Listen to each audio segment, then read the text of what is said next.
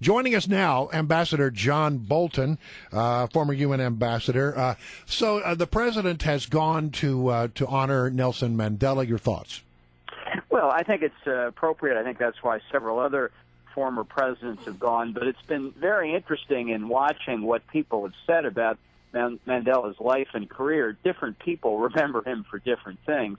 What he said, what President Obama just quoted about being against white oppression, being against black oppression, wanting a society where everybody's treated equally, sounds a lot like Dr. Martin Luther King at the famous 1963 civil rights rally on the Mall here in Washington, where he said, I look forward to a day when people are judged by the content of their character, not by the color of their skin.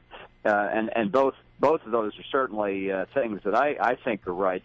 But that's not where we are in a lot of places in the United States, and unfortunately not in South Africa, where racial tension and animosity is again very high. But I think the aspirations that Mandela spoke to there are clearly something that we should admire.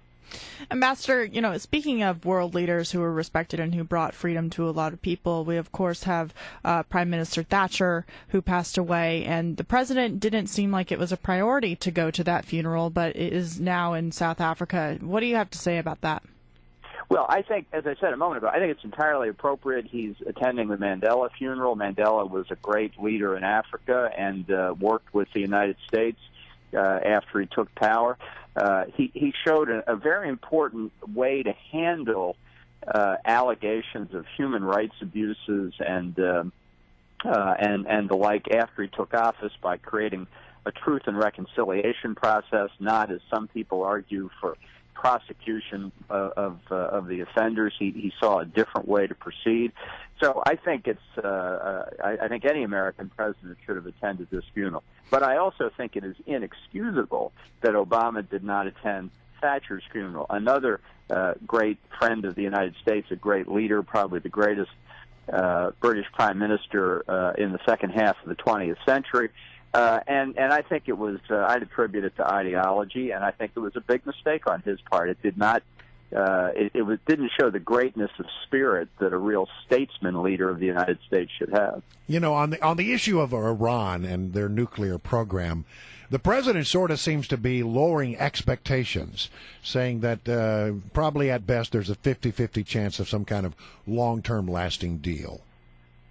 Well, I think that's being optimistic on his part. I think there's a zero chance of a long-term deal, if by that you mean Iran giving up its nuclear weapons program. This negotiation and the interim accord that they reached in Geneva fits into Iran's strategy of playing for time, buying relief from the sanctions, and gaining international diplomatic legitimacy, to the point where the Washington Post had a story yesterday about the closed Iranian embassy on Massachusetts Avenue, kind of dreaming of what would happen if it opened up again. I mean, that is, you can always get amity with an adversary if you give up.